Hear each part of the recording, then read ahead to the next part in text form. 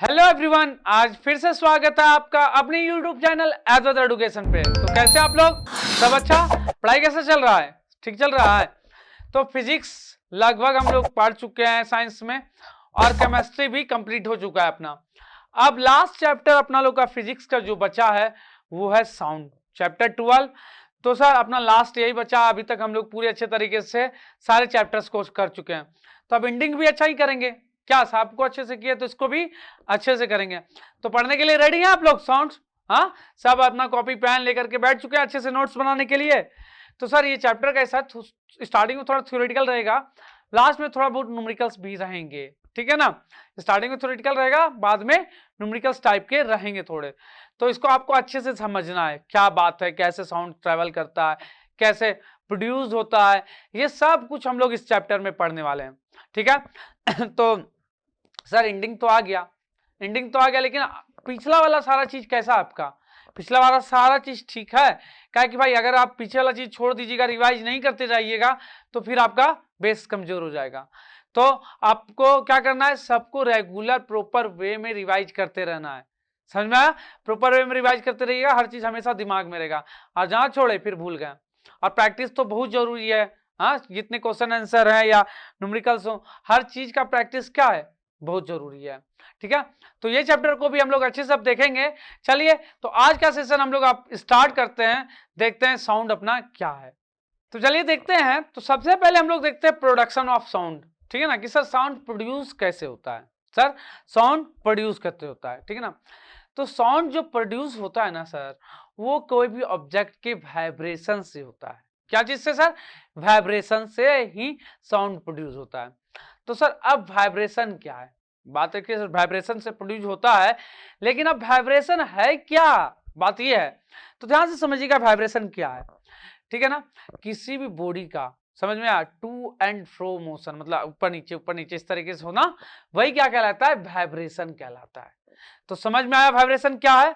तो जब भी कोई चीज वाइब्रेट करेगा, समझ में आया, ये मतलब टू और फ्रो मोशन करेगा, तो अभी जा करके साउंड प्रोड्यूस होगा। समझ में आया? जैसे अगर बात करें ह्यूमन का, ठीक है, ह्यूमन का, तो अपने लोग जो आदमी है, तो अपने लोग का साउंड कैसे होता है प्रोड्यूसर? तो अपना लोग का एक अंदर में वोकल कोड है। क्या सर? Vocal cord. तो जब वो वाइब्रेट करता है ना, वो वाइब्रेट करता है, तब जाकर के साउंड प्रोड्यूस होता है, ठीक है। समझ में आया कैसे प्रोड्यूस होता है साउंड? हाँ सर। तो आइए यहां देखते हैं अपना क्या है। यहां पे अगर हम लोग देखें कि क्या है सर, हाँ, तो देखिए क्या लिखा है, sound is produce due to the vibration of object. कैसे सर? वाइब्रेशन ऑफ ऑब्जेक्ट से साउंड प्रोड्यूस होता है।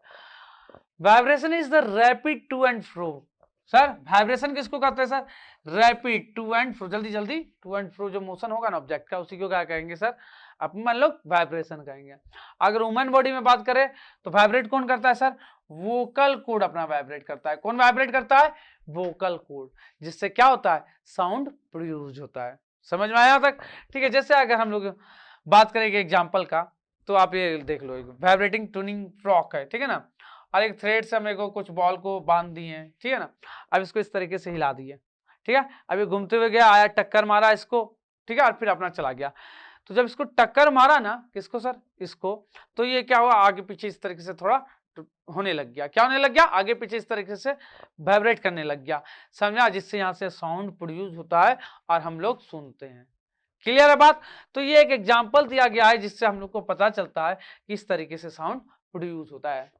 क्लियर है? चलिए, अगर अब इसके बाद अगर हम लोग बात करें सर, इसके बाद अगर हम लोग बात करें नेक्स्ट अपना, हाँ, कि सर साउंड प्रोपोगेट कैसे करता है? साउंड प्रोड्यूस तो हो गया, सर साउंड प्रोपोगेट कैसे करेगा?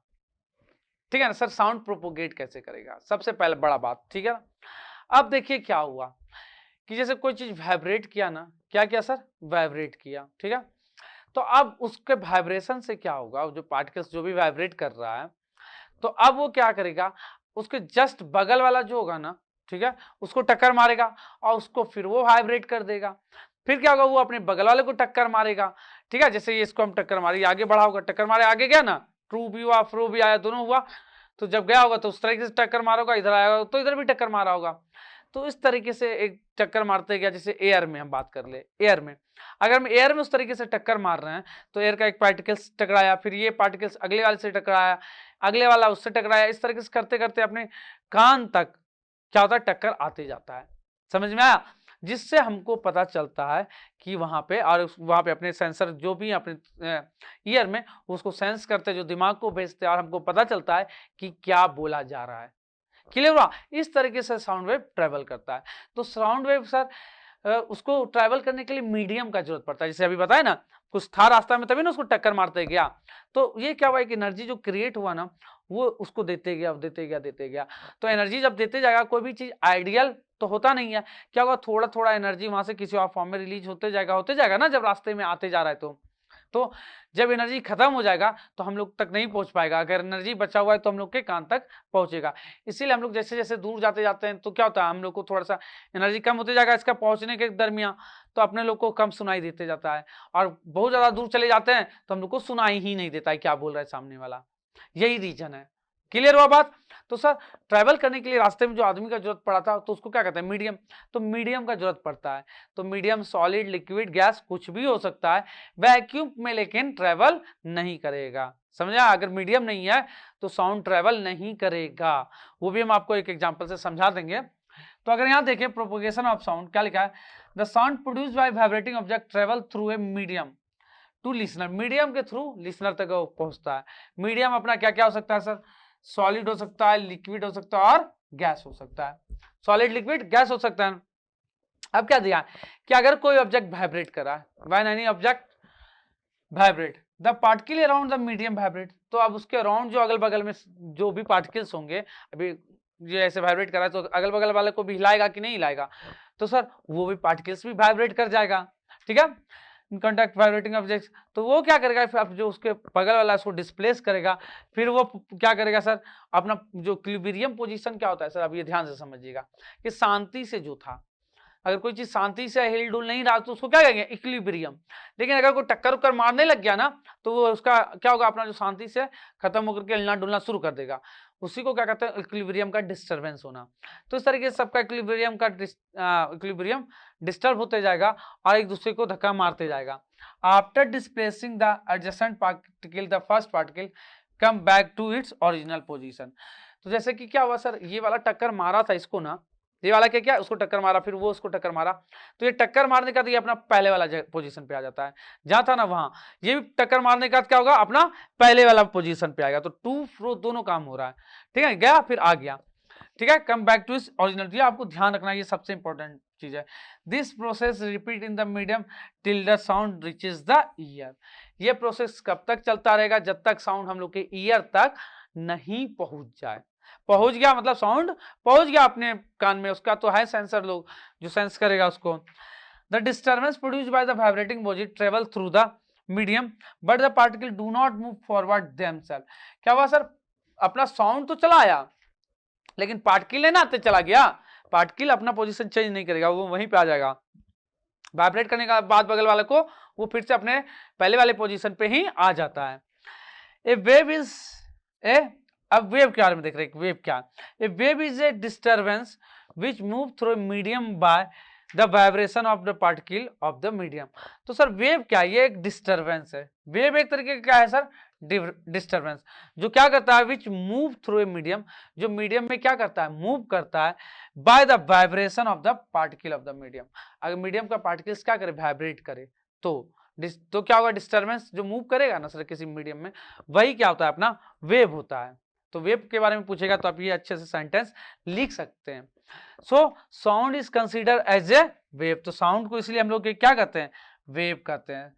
Sense sound wave are produce due to the vibration.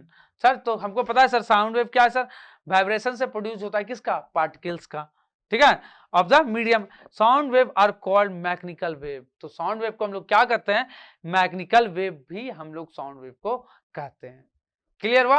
ठीक है, तो मैकेनिकल वेव को आप याद रखिएगा, मीडियम का जरूरत पड़ता है चलने के लिए, ट्रैवल करने के लिए। ठीक है ना, तो यहां तक बातें आपको क्लियर हो गई होगी, यहां तक बातें पूरी तरीके से क्लियर हो गई होगी।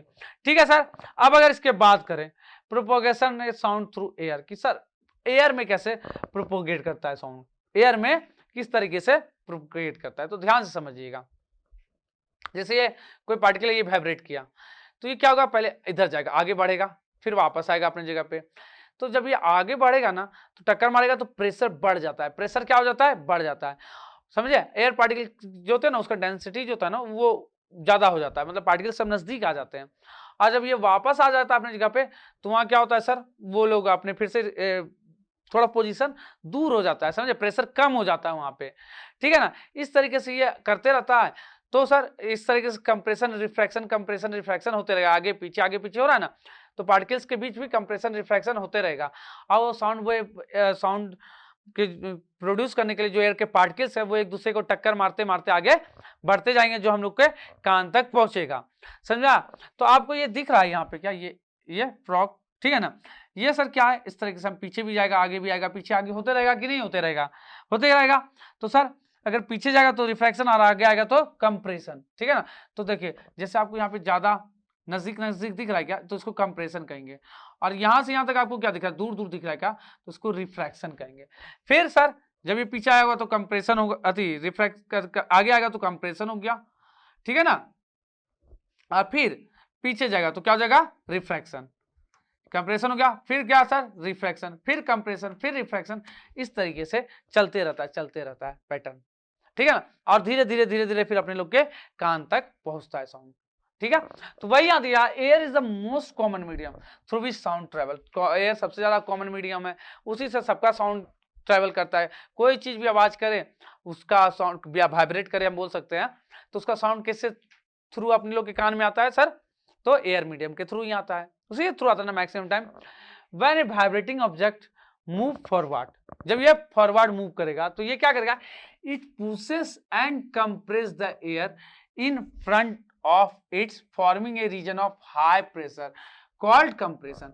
तो क्या करता है सर, हाई प्रेशर क्रिएट करता है अपने फ्रंट पे, समझ में आया, जिसको हम लोग क्या करते हैं, कंप्रेशन करते हैं। और जब बैक आएगा तो दोबारा बैक आएगा ना, the compression move away from the vibrating object, ठीक है। तो sir compression move away from the vibrating object when the vibrating object move backward. अब अगर बैकवर्ड आएगा तो ये कैसा रीजन क्रिएट करेगा sir, it's form low pressure, जिसको कहते हैं हम लोग रिफ्रैक्शन, ठीक है ना। इसका मतलब हुआ कि सर ऑब्जेक्ट अपना क्या होते रहता है, टू फ्रो रिपीटेडली मूव करते रहता है, जिससे अब टू फ्रो हमेशा क्रिएट करेगा तो एक सीरीज बनाएगा, क्या नहीं, क्रिस्ट आए थी अब कंप्रेशन रिफ्रैक्शन, इसका एक सीरीज बनाएगा कि नहीं बनाएगा, हाँ सर इस तरीके से बनाएगा, समझ में आया। और तो जाकर के अपना क्या है सर, वो अपना क्या साउंड ट्रैवल करते करते हम लोग के तक आता है। क्या बनाते sir, compression and refraction air में। बात क्लियर हुआ, कंप्रेशन और रिफ्रैक्शन क्या होता है पूरी तरीके से। हाँ सर, ये आगे पीछे होता है तो मतलब सर आगे प्रेशर ज्यादा होगा जब आएगा, पीछे जाएगा तो प्रेशर कम होगा। तो जो पार्टिकल्स है ना ये बहुत नजदीक होंगे, दूर होंगे, नजदीक होंगे, दूर होंगे, नजदीक, दूर, इस तरीके से एयर के पार्टिकल्स होते रहते हैं और उस तरीके से अपने तक आवाज पहुंचती है, ठीक है ना। सर एक दूसरे को डिस्टर्ब कर करके। क्लियर है बात, यहां तक समझ में आ गया, ओके सर। चलिए अब इसके बाद अगर नेक्स्ट हम लोग बात करें, नेक्स्ट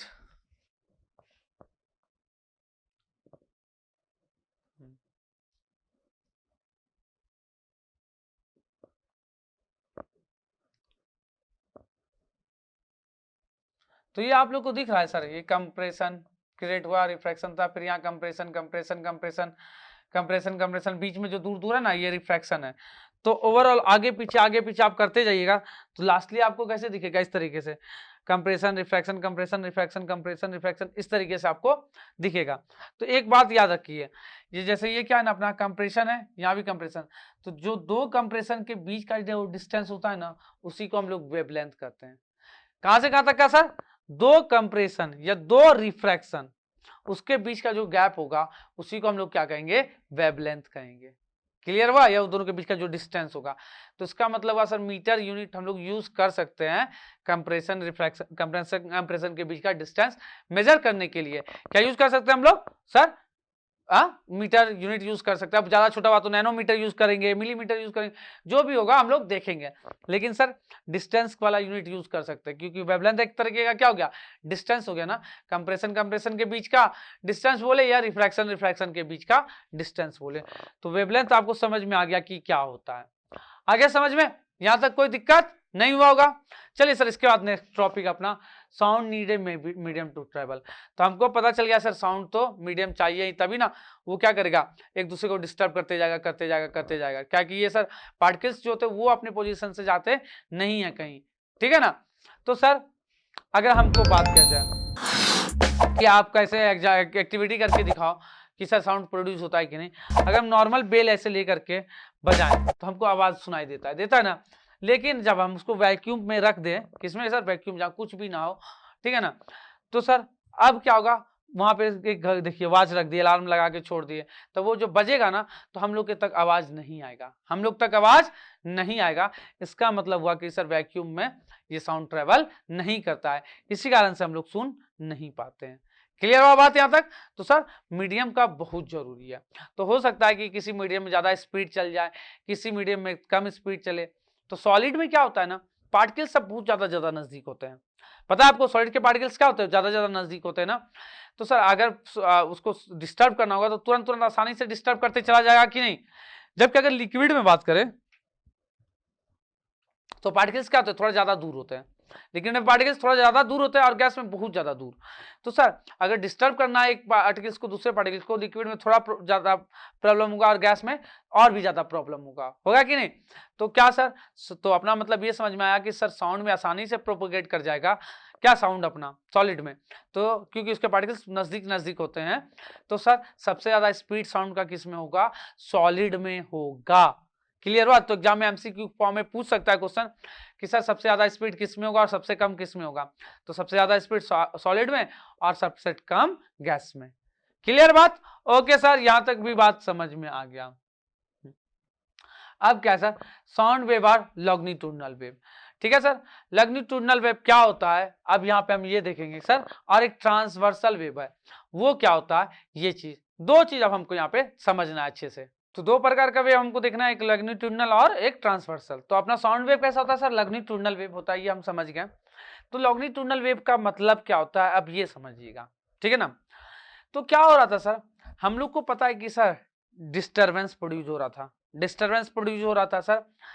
तो डिस्टरबेंस जिधर प्रोपोगेट कर रहा है, मतलब वेव अपना जिधर प्रोपोगेट कर रहा है, ठीक है ना, उसके पैरेलली अगर मेरे पार्टिकल्स, समझे, जो डिस्टरबेंस प्रोड्यूस कर रहा है उसके पैरेलल अगर वो भी प्रोपोगेट करे, उसके पैरेलल अगर वो प्रोपोगेट करे, तो फिर उसको हम वेव को कहेंगे हम लोग longitudinal wave.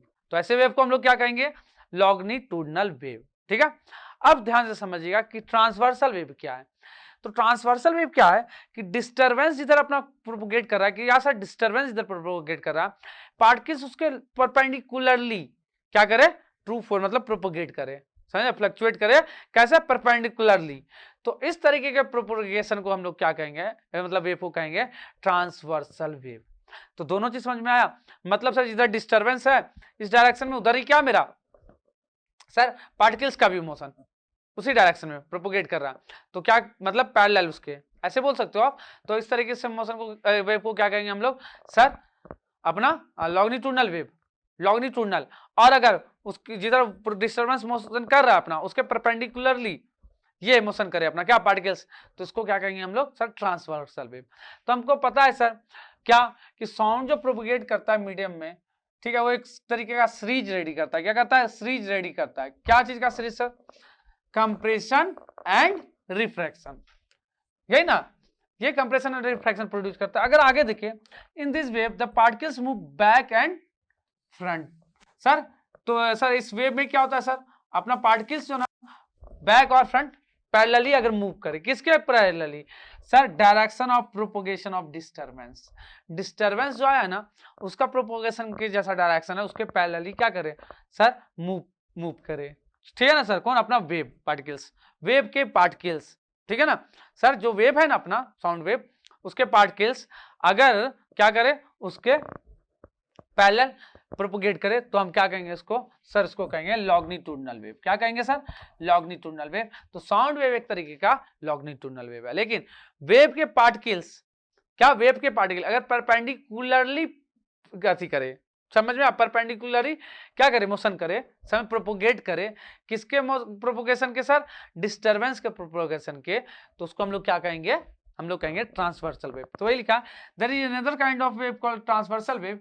In this wave the particle oscillate up and down. Oscillate कैसे कर रहा है particles? Up and down, perpendicular to the propagation of क्या? Direction of propagation of disturbance. किसके डायरेक्शन के सर? सर डिस्टरबेंस का डायरेक्शन का जिधर प्रोपोगेशन हो रहा है उसके परपेंडिकुलरली होना चाहिए। ऑसिलेशन किसका सर? वेव के पार्टिकल्स का। तो ऐसे वेव को हम कहते हैं ट्रांसवर्सल वेव। तो समझ में आया लॉन्गिट्यूडनल वेव क्या होता है, ट्रांसवर्सल वेव क्या होता है? समझ में आ गया आप लोग को? कोई दिक्कत यहां तक नहीं? ठीक है सर। तो अब इसके आगे अगर हम लोग देखें, जैसे कि एक्टिविटी है, stretch slinky and pull it alternately at one end. If you mark a dot on the slinky, the dot move back and front parallel to the direction of the propagation of disturbance। तो अगर हम उसको ऐसे आगे ला के छोड़े ना तो क्या होगा सर? उसी तरीके से वो भी मूव करेगा। ठीक है ना? हमको बोला है कि दाग दे दो इसके ऊपर कहीं भी और उसको क्या करो, ऐसे छोड़ो, तो जैसे मूव किया है ना वैसे ही क्या होगा, वेव जैसे मूव कर रहा है उसी तरीके से हमारा क्या है, उसके पे जो दाग है ना वो भी मूव करेगा। तो पैरेलली मूव करेगा तो उसको हम लोग क्या कहेंगे सर? Longitudinal motion. ठीक है, बात क्लियर है यहां तक? ठीक है सर। और अगर परपेंडिकुलरली कर देगा तो ट्रांसवर्सल वेव कहेंगे, ऐसे लॉन्गिट्यूडनल वेव कहेंगे। ओके सर, यहां तक भी बात क्लियर होगी आप लोग को। चलिए सर, अब इसके आगे अगर हम देखें, इसके आगे अगर देखें कि सर साउंड का कैरेक्टर देखना है सर। क्या देखना है? Character of a sound. ठीक है, तो सर साउंड को जो हम लोग को डिस्क्राइब करना है ना कि सर साउंड कैसा है, अपना क्या है, उसका तारीफ करना हो, बुराई करना हो, ये सब चीज होता है ना इंसान का कैरेक्टर देखने के लिए। तो सर अगर इसका कैरेक्टर देखना है हमको तो हम लोग को इसका 3 चीज देखना है। कितना चीज? 3। पहला फ्रीक्वेंसी, ठीक है, दूसरा एम्पलीट्यूड और तीसरा स्पीड। ये 3 चीज से हमको उसके बारे में हर चीज पता चलेगा। कैरेक्टर किसका सर? साउंड वेव का। कौन कौन सा सर? फ्रीक्वेंसी, एम्पलीट्यूड और स्पीड, ये 3 चीज। तो अब ये तीनों चीज क्या होता है एक एक करके हम समझते हैं। तो सबसे पहले क्या? फ्रीक्वेंसी। क्या सर? फ्रीक्वेंसी क्या होता है? फ्रीक्वेंसी तो देखिए 1 सेकंड में, कितने सेकंड में? 1 सेकंड में कितने बार कोई चीज ट्रू एंड फ्रो ऑसिलेट किया है। कितने बार sir? To and fro oscillate किया है 1 सेकंड में, उसी को उसका क्या कहेंगे? फ्रीक्वेंसी कहेंगे। उसी को क्या कहेंगे? फ्रीक्वेंसी कहेंगे। तो यहाँ वही दिया है, sound can be graphically represented as wave. तो सर हम साउंड को जो है ना ग्राफिकली भी प्रेजेंट कर सकते हैं वेव के फॉर्म में। There is change in the density and pressure as sound move in the medium. तो साउंड अगर मीडियम में चलता है सर तो उसका क्या होता है सर? डेंसिटी और क्या अपना प्रेशर दोनों चेंज होते जाता है। क्या होता है? दोनों चेंज होता है। तो सर जहां कंप्रेसर होगा, कंप्रेशन होगा, वहां पे प्रेशर क्या होगा? हाई होगा। क्यों सर? वहां पे पार्टिकल्स बहुत नजदीक आ जाते हैं, तो इसका मतलब वहां का डेंसिटी भी क्या होगा? हाई। लेकिन रिफ्रैक्शन जहां पे होगा, ठीक है, ये कंप्रेशन का था, और जहां रिफ्रैक्शन होगा वहां पे क्या होगा सर? वहां पे प्रेशर लो होगा और डेंसिटी भी क्या होगा? लो, क्योंकि वहां पे पार्टिकल सब क्या होते हैं? थोड़े दूर दूर रहते हैं। ये बात भी आपको समझ में आ गया। अब देखते हैं, ठीक है। अब sir the distance between 2 consecutive compression और consecutive trough is called wavelength. अब सर क्रिस्ट किसको कहते हैं सर? ये समझना है। और सर और अपना सर क्या ये कंप्रेशन ग्राफ में किसको कहते हैं ये आप समझते हैं। थोड़ा सा फिगर को हमको ऊपर लाना होगा, क्रिस्ट और थ्रू यहां से हमको समझना होगा, ठीक है ना। क्रिस्ट और थ्रू हम यहां से समझते हैं क्या है, ठीक है। देखिए जैसे ये आपको ये ऊपर वाला दिख रहा है, ये ऊपर वाला पार्ट, ठीक है ना, इसी को क्रिस्ट कहते हैं। क्या कहते हैं सर? क्रिस्ट। ये क्रिस्ट आप दिखा, ये क्रिस्ट जिसका मतलब होता है कंप्रेशन, जिसका मतलब क्या होता है? कंप्रेशन। और एक थ्रू है जिसका मतलब होता है क्या सर? रिफ्रैक्शन। तो ये है रिफ्रैक्शन, ये है जिसको हम लोग क्या कहते हैं सर? थ्रू, ठीक है ना। ये है अपना, दिख रहा है, यहाँ क्रॉस मार दे रहे हैं हम, यहाँ क्रॉस मार दे रहे हैं, ठीक है। यही अपना थ्रू जिसको कंप्रेशन का मतलब रिफ्रैक्शन कहते हैं। और ये क्रिस्ट है जहां क्या बन रहा है सर? अपना कंप्रेशन बन रहा है। तो दो क्रिस्ट के बीच दो क्रिस्ट के बीच के जो डिस्टेंस होते हैं, समझ में आया? इसका मतलब दो कंसेक्यूटिव कंप्रेशन के बीच का जो डिस्टेंस होगा उसी को वेवलेंथ कहेंगे। उसी को क्या कहेंगे? वेवलेंथ कहेंगे। या दो थ्रू, ये दोनों के बीच का जो डिस्टेंस होगा इसी को हम क्या कहेंगे? वेवलेंथ कहेंगे। तो जो दो क्रिस्ट हो या दो थ्रू हो, उस दोनों के बीच के डिस्टेंस को ही हम लोग क्या करते हैं सर? वेवलेंथ करते हैं। तो वेवलेंथ समझ में आ गया। दो क्या सर? दो कंप्रेशन या दो रिफ्रैक्शन के बीच के डिस्टेंस को ही हम लोग क्या करते हैं सर? अपन लोग बोलते हैं वेवलेंथ। ठीक है। तो सर अगर कंप्रेशन का बात करें और रिफ्रैक्शन का बात करें तो आपको समझ में आ गया होगी कहां से कहां कंप्रेशन हो रहा है और कहां से कहां रिफ्रैक्शन हो रहा है। जैसे आप ये फिगर में देख सकते हैं सर, यहां से यहां क्या हो रहा है? ये नीचे आ रहा है ना दोनों, ये देखिए। तो ये क्या अपना सर कंप्रेशन हो रहा है। यहां क्या हो रहा है? कंप्रेशन। और सर अगर यहां से यहां का बात करें तो ये सर ऊपर जा रहा है। क्या ऊपर जा रहा है? यहां से यहां ऊपर जा रहा है तो ये क्या कहलाएगा? कंप्रेशन। सॉरी, यहां कंप्रेशन कहलाएगा और यहां क्या कहलाएगा? रिफ्रैक्शन। जहां नीचे आएगा वो वाला रीजन क्या कहलाएगा? आपका रिफ्रैक्शन वाला। और जहां ऊपर जाएगा वो क्या कहलाएगा सर? कंप्रेशन। तो जैसे जैसे ऊपर जाता तो वहां का प्रेशर सबसे ज्यादा हाई होगा, यहाँ का प्रेशर सबसे कम होगा। तो जहां का प्रेशर सबसे ज्यादा हाई होगा उसको क्रिस्ट कहेंगे और जहां का प्रेशर सबसे कम होगा उसको थ्रो कहेंगे। क्लियर हुआ यहां तक बात? अब है सर जैसे क्या क्या सर वेवलेंथ जैसे आ गया तो इसको प्रेजेंट करते ही ऐसे लेटर से ऐसे समझे, जिसको ग्रीक लेटर है जिसको बोला जाता है लैम्डा। क्या बोला जाता है? लैम्डा। समझा? तो सर ये डिस्टेंस मेजर कर रहा है ना, तो इसका यूनिट क्या होगा? मीटर होगा। इसका सही यूनिट क्या होगा सर? मीटर। क्लियर हुआ? क्या बात है, ये क्या चीज है? हाँ, यहां तक कोई दिक्कत नहीं अपने को समझ में आ गया। अब फ्रीक्वेंसी के बारे में देख लेते हैं। सर वेवलेंथ जान के क्या है, अब फ्रीक्वेंसी भी समझ लीजिए। तो फ्रीक्वेंसी भी हम आपको समझा चुके हैं। क्या होता है सर फ्रीक्वेंसी? फ्रीक्वेंसी अपना है क्या है सर? तो ध्यान से समझिएगा क्या है फ्रीक्वेंसी। तो सर फ्रीक्वेंसी असली में होता है क्या कि सर एक सेकंड में, कितने सेकंड में? एक सेकंड में टोटल कितना ऑसिलेशन हो रहा है। क्या सर? एक सेकंड में कितना टू एंड फ्रो ऑसिलेशन हो रहा है। टू एंड फ्रो ऑसिलेशन एक सेकंड में कितने बार हो रहा है, उसी को अपन लोग क्या कहेंगे सर? फ्रीक्वेंसी। तो आइए फ्रीक्वेंसी को यहां थोड़ा समझ लें हम लोग। अब फ्रीक्वेंसी को थोड़ा समझ लें।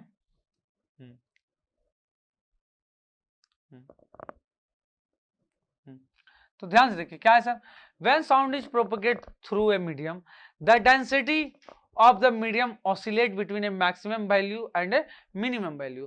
तो सर उसका क्या होगा सर? डेंसिटी क्या होगा? कम ज्यादा होते रहेगा। ऊपर जाएंगे तो सबसे ज्यादा, नीचे आएंगे तो सबसे कम। The change in the density of the medium for a maximum value to the minimum value and gain to the maximum value in 1 second। मतलब एक सेकंड में वो कितना मैक्सिमम मिनिमम बना रहा है, समझ आया? मतलब ऊपर से आए नीचे तक, ये एक बार चले ऊपर से नीचे, फिर क्या होगा सर? जहां से चलना शुरू किए थे, देखिएगा ध्यान से समझिएगा। जैसे हम यहां से स्टार्ट किए थे चलना, ठीक है, इस तरीके से चले ऊपर, फिर आगे नीचे, ठीक है। तो जैसे स्टार्ट किए थे फिर से यहां से ये जर्नी स्टार्ट हो गया। क्या? फिर से यहां से ऊपर चलना शुरू किए थे ना, फिर से ये क्या, एक बार ऊपर से गए और एक बार नीचे आए। तो ये क्या कहलाएगा मेरा सर? एक बार ऊपर जाना, एक बार नीचे आना, यही ना। अब फिर यही काम फिर से होगा, फिर से ऐसे चलते जाएगा ना।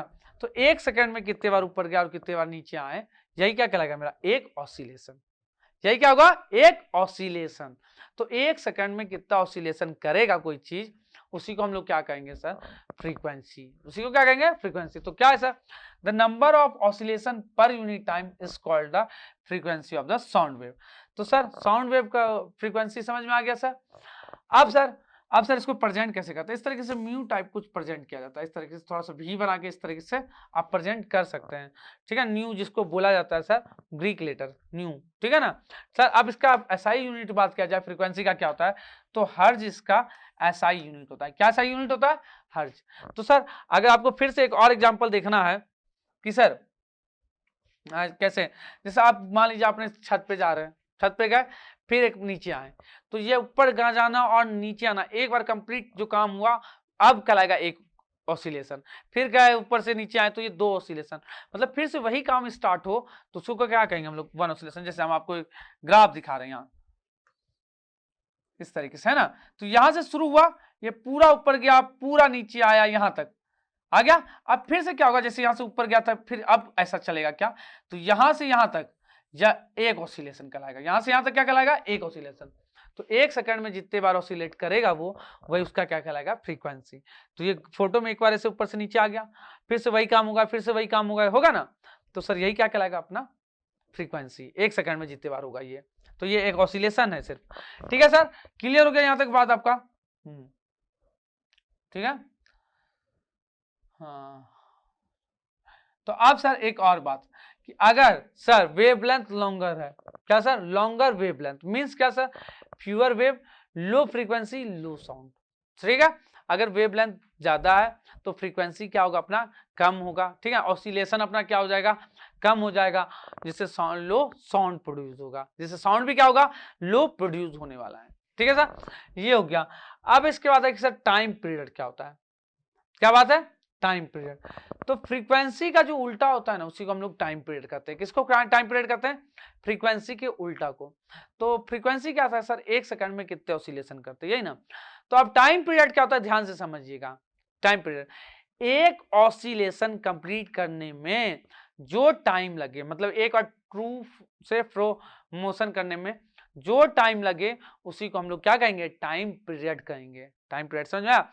जैसे एक बार, सिर्फ एक बार ऊपर से नीचे आने में जो टाइम लगा, उसी को हम लोग क्या कहेंगे? टाइम पीरियड कहेंगे। ठीक है क्या? हाँ, तो अगर हम देखा जाए टाइम पीरियड क्या है, तो the time period take for the change in density of the medium from a maximum value to minimum value or again to the maximum value is the time period of the sound wave। मतलब एक बार maximum से minimum आने में, मतलब वही एक complete cycle करने में जो टाइम लग रहा है अपने को, वही क्या कहलाएगा सर? अपना सर टाइम पीरियड। ठीक है, और दूसरे वर्ड में बात करें, the time taken for one complete oscillation in the density of the medium is called time period of. तो ये डेंसिटी समझ रहे हैं ना, कि सर हायर डेंसिटी से लोअर डेंसिटी तक समझे मूव करने में जो टाइम लगेगा, ठीक है ना, उसी को क्या कहेंगे? हम लोग टाइम पीरियड कहेंगे। तो सर टाइम पीरियड को हम लोग रिप्रेजेंट करते हैं कैपिटल टी से। किससे? कैपिटल टी से। तो इसका साइन यूनिट क्या होगा सर? टाइम है तो सेकेंड होगा। क्या होगा? सेकेंड होगा। तो अभी हम आपको बता दिए थे कि फ्रीक्वेंसी क्या होता है सर टाइम के टर्म में, तो फ्रीक्वेंसी टाइम का उल्टा होता है। तो टाइम पीरियड क्या होगा सर? 1/फ्रीक्वेंसी। 1/फ्रीक्वेंसी, ये न्यू इक्वल टू 1/t। इस तरीके से हम लोग प्रेजेंट करते हैं। समझ में आया? ओके सर, यहां तक। जैसे आप यहां देख सकते हैं, ये ऊपर नीचे ऊपर नीचे ऊपर नीचे कर रहा है ना, तो यहां से यहां तक एक ऑसिलेशन है क्या? मतलब यहां से ऊपर जाएंगे हम, यहां से भी क्या होंगे? ऊपर जाएंगे। यहां से यहां तक एक ऑसिलेशन है। तो ये एक ऑसिलेशन को कंप्लीट करने में जितना टाइम लगेगा, उसी को हम लोग क्या कहेंगे सर? Time period. क्या? Time period. ठीक है, और सर और फ्रीक्वेंसी क्या कहलाएगा? 1 सेकंड में कितना ऑसिलेशन करेंगे। ठीक है, 1 सेकंड में कितना ऑसिलेशन करेंगे। तो ये देख रहा है कि ये फटाफट फटाफट थोड़े थोड़े दूर में ऑसिलेशन करते जा रहा है, ऑसिलेशन करते जा रहा है। दिख रहा है क्या? टाइम, एक टाइम ग्राफ है। अगर हम दोनों का टाइम सेम ले ले, देख लीजिए, हम टाइम यहां तक ले ले रहे हैं सेम दोनों का। ठीक है, ये टाइम वाला एक्सिस है, ऊपर प्रेशर वाला एक्सिस है। ऊपर प्रेशर ज्यादा, नीचे प्रेशर कम। ठीक है, टाइम दोनों का सेम लिए, यहीं पे यहाँ पे टाइम वाला एक्स एक्सिस है। ठीक है ना, टाइम अगर हम सेम उठा लिए हैं तो हमको क्या दिख रहा है कि सर ये कितने बार, एक बार ऊपर भी चला गया, एक बार नीचे भी आ गया। ठीक है, मतलब एक कंप्लीट ऑसिलेशन हो गया। लेकिन ये क्या हुआ? सिर्फ ऊपर बढ़ रहा ना, नीचे नहीं ना गया, तो ये हाफ ही ऑसिलेशन कर पाया ना। हाँ, तो सर तो हम पूछेंगे कि सर क्या होता है सर? तो 1 सेकंड में कितने बार ऑसिलेट किया है, उसी को उसका क्या कहते हैं? फ्रीक्वेंसी कहते हैं। तो सर ये ज्यादा ऑसिलेट कर रहा है ना, तो उसका फ्रीक्वेंसी क्या हो जाएगा? ग्राफ के अकॉर्डिंग हाई हो जाएगा, और इसका फ्रीक्वेंसी क्या हो जाएगा? लो हो जाएगा। इसका लो फ्रीक्वेंसी होगा। क्लियर हुआ बात? किस तरीके से हम समझा सकते हैं इस चीजों को? ओके, कोई दिक्कत यहां तक आपको नहीं हुआ होगा। तो आपको टाइम पीरियड भी समझ में आ गया। आ गया? चलिए फिर अब इसका आगे अगर हम लोग बात करें, क्या सर इसके आगे? ठीक है, अब एम्पलीट्यूड ऑफ साउंड वेव है। क्या sir? Amplitude of sound wave. ठीक है ना, तो एम्पलीट्यूड क्या होता है? ठीक है ना, तो sir maximum magnitude of disturbance. क्या sir? Maximum magnitude of disturbance, ये अपना क्या कहलाएगा सर? अपना कहलाएगा एम्पलीट्यूड। क्या सर? Maximum disturbance. तो ये आप देख सकते हैं sir, the magnitude of the maximum disturbance in the medium on either side of mean value is the medium of the sound wave। Mean value के सर ऊपर हो या नीचे हो, ठीक है ना, वही क्या कहलाएगा अपना सर? एम्पलीट्यूड कहलाएगा। या दूसरा बात तो अधिक तरीके से हम बात कर लें, the amplitude of a sound wave is the height of the crest और थ्रू। तो हाइट ऑफ क्रिस्ट जितना होगा ना उसी को क्या कहेंगे एम्पलीट्यूड। या थ्रू का जितना साइज होगा, जैसे यहां से यहां किसका साइज है सर, क्रिस्ट का, इतना बड़ा है ना क्रिस्ट, तो यही हाइट क्या कहलाएगा अपना एम्पलीट्यूड। या थ्रू का ये हाइट है ना इतना सा, तो हमको पता है दोनों का हाइट क्या होता है, सेम होता है, तो जितना इसका साइड होगा इसको ही क्या कहेंगे हम लोग एम्पलीट्यूड, जिसको हम लोग कैपिटल ए से डिनोट करते हैं। एम्पलीट्यूड को किससे दिखाते हैं सर, कैपिटल ए से, ठीक है। तो सर क्या है, the SI unit is the same as that of density और प्रेशर, ठीक है। यहां तक अपने लोग को कोई दिक्कत नहीं है। तो अगर हम लोग अगर प्रेशर एक्सिस ले रहे हैं, ठीक है, तो ये सर अपना एम्पलीट्यूड का यूनिट क्या हो जाएगा सर, जो प्रेशर का यूनिट है वही हो जाएगा। डेंसिटी एक्सिस ले रहे हैं तो सर जो डेंसिटी का यूनिट होगा वही यूनिट हम किसका ले लेंगे सर, अपना एम्पलीट्यूड का ले लेंगे। बात क्लियर हुआ, यहां तक सब कुछ क्लियर है सर, यहां तक आप लोग को सब कुछ समझ में आ गया होगा, आ गया ना, ठीक है। तो यहाँ पे अगर वेवलेंथ का बात करें एक ही फिगर में, तो यहां से यहां तक क्या कहलाएगा अपना वेवलेंथ, दो क्रिस्ट के बीच का डिस्टेंस। एम्पलीट्यूड का बात करें तो ये ऊपर से नीचे तक यही क्या अपना एम्पलीट्यूड, ठीक है। अगर वन ऑसिलेशन का बात करें तो ये यहां से स्टार्ट हुआ फिर यहां तक पहुंचा, फिर से आगे काम क्या होगा वही वाला फिर से घूमने, तो सर ये कहलाएगा अपना वन ऑसिलेशन, ठीक है। अब एक ऑसिलेशन करने में जो टाइम लगता है उसी को क्या कहते हैं सर, टाइम पीरियड। तो यहां से यहां तक जो टाइम लगेगा उसी को क्या कहेंगे हम लोग, टाइम पीरियड कहेंगे। और एक सेकंड में जितने बार ऑसिलेट करेगा उसको हम लोग क्या कहेंगे, फ्रीक्वेंसी कहेंगे। समझ में आया, यहां तक कोई आप लोग को दिक्कत नहीं हुआ होगा, नहीं होगा, सब कुछ समझ में आ गया सर, क्या एम्पलीट्यूड है, क्या फ्रीक्वेंसी है, क्या टाइम पीरियड है, क्या वेवलेंथ है, सब कुछ एक ग्राफ में आप अच्छे से समझ गए होंगे, समझ गए। चले तब आगे इसके बात करें अगर हम लोग, इसके आगे अगर बात करें हम लोग, ठीक है ना, तो क्या है सर आगे, pitch and loudness of sound. क्या है sir, pitch and loudness of sound. अब ये बात करना है क्या होता है, तो यहां सबसे पहले हम लोग पिच को समझते हैं, उसके बाद लाउडनेस को समझेंगे, ठीक है ना। लाउडनेस क्या है तो उसके बाद समझेंगे, पहले पिच को समझ लेते हैं क्या होता है। तो पिच मतलब क्या होता है ना सर, जिससे आप आवाज सुनते हो, क्या होता है, लड़की लोग का आवाज थोड़ा सा ज्यादा मतलब अच्छा होता है क्या, कंपैरिजन टू हम लोग के कंपैरिजन में गर्ल्स का आवाज थोड़ा सा ज्यादा तीक्ष्णपन होता है ना उसके आवाज में। श्रिलनेस क्या होता है ज्यादा, किसमें सर, गर्ल्स लोग के साउंड में। हम लोग में थोड़ा सा साउंड क्या होता है अपना लोग का थोड़ा सा भारी होता है, उस अकॉर्डिंग होता है ना, तो सर श्रिलनेस ज्यादा होता है। तो सर असली मतलब क्या होता है सर, पिच का श्रिलनेस या फ्लैटनेस, श्रिलनेस या फ्लैटनेस उसका रियल मीनिंग है, किसका सर, पिच का। तो सर अगर तो पहले पिच का मतलब समझे क्या होता है सर, श्रिलनेस और फ्लैटनेस, ठीक है ना, क्या मतलब अपना साउंड का आप क्वालिटी समझ रहे हो ना, क्या बताना चाह रहा है वो। तो अगर अपना लोग का जो ये है पिच, ये डिपेंड करता है फ्रीक्वेंसी के ऊपर, किसके ऊपर डिपेंड करता है, फ्रीक्वेंसी के ऊपर साउंड का। अगर साउंड वेव का फ्रीक्वेंसी ज्यादा हुआ तो पिच ज्यादा होगा, पिच क्या होगा ज्यादा, और फ्रीक्वेंसी कम हुआ तो पिच क्या होगा सर, कम।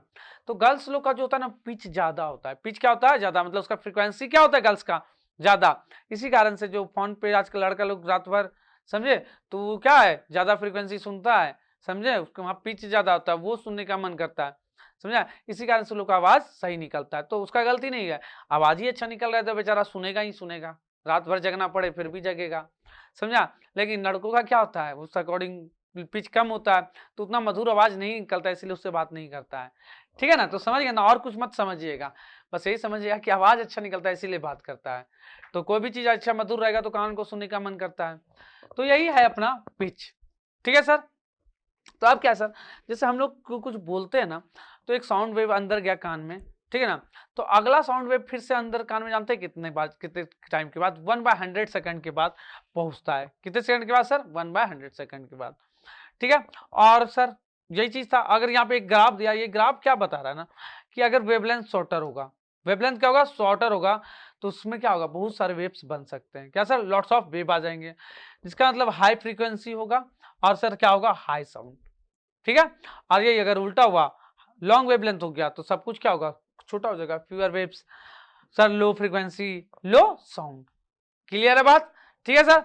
तो सर वेवलेंथ ज्यादा होगा मतलब सर ऐसे थोड़ा ज्यादा चौड़ा टाइप का बनेगा ना सर, वेवलेंथ ज्यादा, ये दो थ्रू सर दो थ्रो, मतलब यहाँ से यहाँ का बीच का डिस्टेंस ज्यादा होगा, ठीक है ना।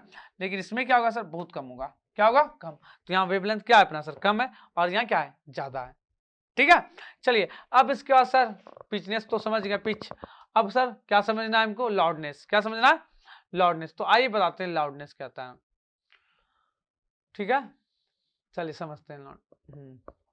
तो सर लाउडनेस क्या होता है ना, जैसे हम लोग का मतलब कि एक होता है नॉइस, और लाउडनेस मतलब होगा कि इतना तेज तेज आवाज है या धीरे आवाज है, धीमा, ठीक है ना, ये चीज लाउडनेस बताता है, ठीक है ना। तो लाउडनेस डिपेंड करता है एम्पलीट्यूड पे, किस पे, एम्पलीट्यूड पे। अगर एम्पलीट्यूड ज्यादा हुआ, क्या हुआ सर, ज्यादा, तो अपना आवाज क्या होगा, उतना ही तेज होगा।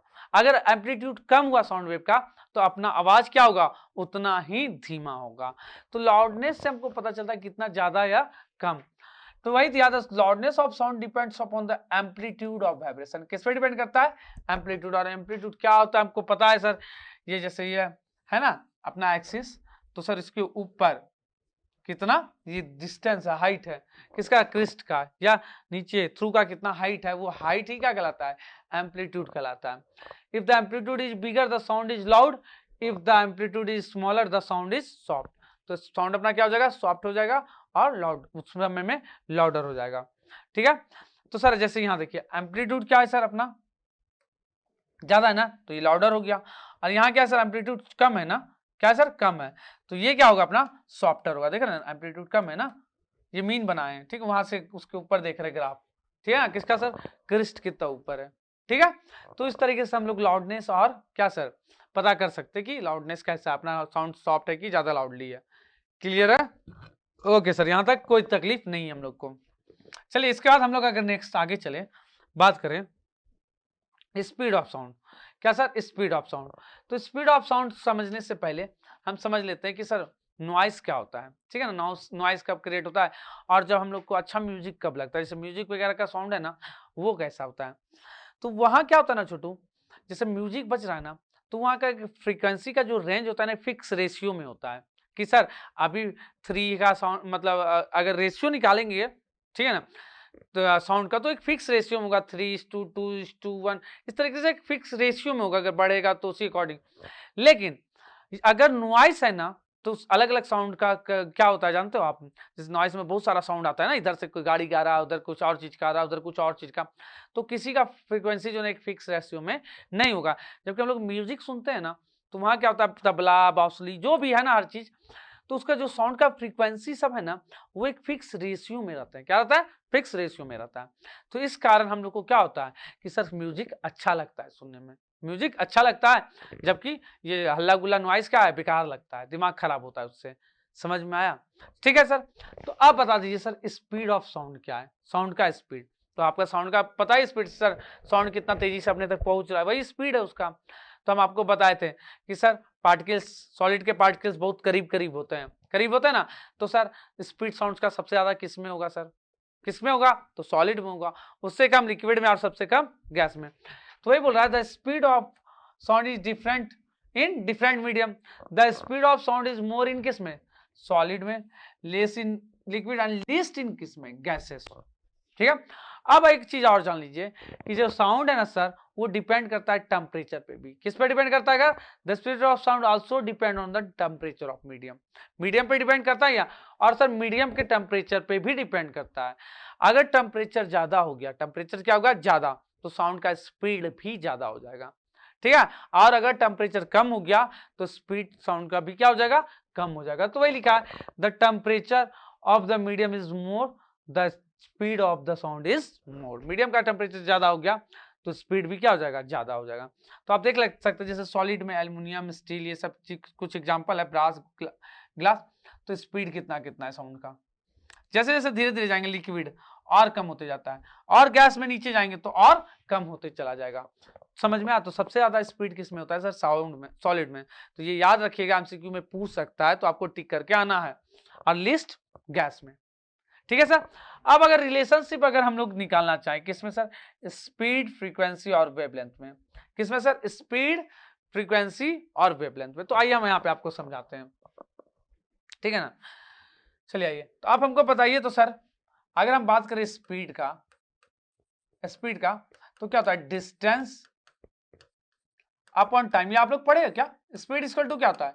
डिस्टेंस अपॉन टाइम, यही होता है ना, डिस्टेंस अपॉन टाइम। ठीक है, तो सर अगर स्पीड को हम इस v से डिनोट कर रहे हैं, ठीक है, बताइए डिस्टेंस, वहां पे डिस्टेंस हम लोग किसको ले रहे हैं? वेवलेंथ को ले रहे थे क्या सर? किसको ले रहे थे?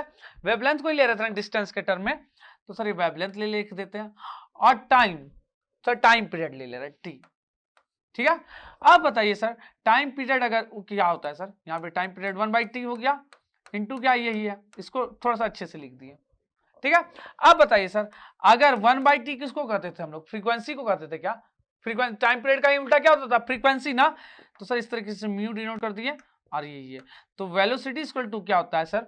Frequency into wavelength. समझ में आया कैसे आता है? Velocity equal to frequency into wavelength. तो इस तरीके से अपन लोग क्या निकाल सकते हैं सर? किसी चीज का वेलोसिटी निकाल सकते हैं।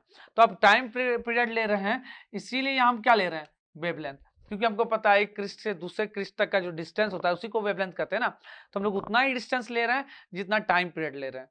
टाइम पीरियड क्या होता है आपको पता है कि एक ऑसिलेशन में जो टाइम लगे, तो एक ही ऑसिलेशन में एक बार क्रिस्ट शुरू में एक बार लास्ट में बनेगा, तो वही दोनों का बीच का डिस्टेंस क्या कहलाएगा? वेवलेंथ। जैसे समझिए यहाँ इस तरीके से अपना ग्राफ है, ठीक है ना सर, हम यहां से इस तरीके से बना देंगे। ठीक है, इसको थोड़ा सा मिटा दे रहे ना, अच्छा ठीक है छोड़िए, बना दिए। ठीक है, तो बताइए सर यहां से स्टार्ट के चलना, एक बार पूरा नीचे गए, यहां से एक बार पूरा यहां तक। अब अगर जैसे यहाँ ऊपर जा रहे तो यहाँ भी क्या जाएंगे? ऊपर ना, तो यहीं से यहाँ तक एक ऑसिलेशन कहलाएगा क्या? तो यहाँ से यहाँ जो टाइम लगेगा इसी को क्या कहेंगे? Time period. तो हम बस यहाँ से वहां तक का डिस्टेंस लेंगे और वहां से वहां तक का टाइम लेंगे, तब हम लोग वेलोसिटी निकालेंगे। समझ में आया? तो सर अब क्या है सर, हमको पता है यहाँ से यहाँ दो क्रिस्ट, यहाँ से यहाँ दो क्रिस्ट के बीच का टाइम को ही हम क्या कहते हैं सर? अति डिस्टेंस को क्या कहते हैं? वेवलेंथ। वेवलेंथ कहते हैं ना। तो सर हम क्या करें, यहाँ का टाइम को थोड़ा शिफ्ट करके यहाँ ला रहे हैं, इसको भी थोड़ा सा आगे बढ़ा रहे हैं, जितना इधर डिस्प्लेस किया है उतना। ये भी टाइम पीरियड कहलाएगा क्या? अगर हम यहाँ से मेजर करना शुरू करें तो यहाँ से यहाँ तक ही क्या कहलाएगा? एक ऑसिलेशन। जहाँ से स्टार्ट किए थे फिर वहीं पहुंचे ना, तो यहाँ से यहाँ अगर एक ऑसिलेशन कहला रहा है, जहाँ से आप स्टार्ट कर रहे हो वहीं एंड करो, तो सर वहां से या वहां तक का क्या सर अपना एक ऑसिलेशन कहला रहा है अगर, तो वहां से वहां तक का टाइम ही क्या कहलाएगा? Time period. ठीक है, तो सर तो हमको इस डिस्टेंस पता चल गया, टाइम पता चल गया, तो उसी का रेशियो क्या कहलाएगा? वेलोसिटी कहलाएगा। समझ में आया? तो सर वैल्यू तो हम 1/टाइम पीरियड की जगह पे क्या हम लोग फ्रीक्वेंसी यूज कर सकते हैं, क्या कि सर टाइम पीरियड का ही उल्टा क्या होता है? फ्रीक्वेंसी होता है, और वेवलेंथ से मल्टीप्लाई कर देंगे तो वेलोसिटी हमको मिल जाएगा। क्लियर हुआ? तो ये चीज एकदम अच्छे से याद रखिएगा, हम लोग को बहुत जरूरत पड़ेगा। ठीक है, और स्पीड ऑफ लाइट कितना होता है सर? हमको पता है वैक्यूम में कितना होता है सर? 3 × 10⁸ मीटर पर सेकंड। ठीक है ना, ज्यादा से ज्यादा इतना चीज आपको याद रखना है तो याद रख लीजिए। ठीक है, चलिए अब आगे चलते हैं, हम इधर आगे आ जाते हैं। ठीक है, तो यही सर अपना यहाँ पे दिया है सर रिलेशन, क्या सर? स्पीड इक्वल टू क्या होता है? Wavelength into frequency. Wavelength into frequency, ये चीजें आपको याद रखनी है, इतना सा चीज याद रखना है, ये बहुत जगह काम देगा, न्यूमेरिकल्स में अभी आएगा अच्छा ना, तो वहाँ ये काम देने वाला है। ठीक है सर, तो यहाँ तक आप लोग को बातें समझ में आ गई? आ गई? ठीक है, इसके बाद क्या है? Refraction of sound. क्या है सर? Refraction of sound. तो हम आपका वीडियो लेक्चर को और लंबा नहीं करना चाहते हैं, और लंबा नहीं करना चाहते हैं, इतना दूर तक ही रखना चाहते हैं। ठीक है, तो हम सर यहां से अपना रिफ्रैक्शन ऑफ क्या सर साउंड से क्या करेंगे? नेक्स्ट पार्ट में डाल देंगे वीडियो को। ठीक है, तो इतना ही रहने देंगे आज के लेक्चर के लिए। ठीक है, तो क्या सर, तो क्या आप लोग बताओ सर, आज का लेक्चर इतना ही रहने दे रहे हैं। ठीक है, आज का लेक्चर हम लोग इतना ही रहने दे रहे हैं, इतना काफी आज के लिए। ठीक है, आप जाइए अच्छे से आराम कीजिए, ये नोट्स को अच्छे से रेडी किए हैं तो उसको रिवाइज कीजिएगा और हर चीज का मतलब समझिएगा कि किसका क्या मतलब था। ठीक है, तो अगर थ्योरी में आएगा तो आप आराम से लिख सकते हैं, या न्यूमेरिकल्स में उसको अच्छे से समझ सकते हैं कि क्या हुआ नहीं हुआ। ठीक है, तो आज का लेक्चर इतना ही रहने देते हैं, जाइए आप लोग भी आराम कीजिए। Bye bye, take care, good night.